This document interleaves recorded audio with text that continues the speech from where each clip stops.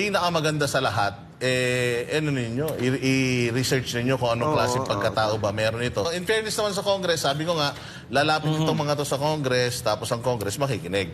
Kaya nga, sabi ko, ako, ang payo ko sa Congress, tingnan yung maigi itong taon to. Huwag kayong...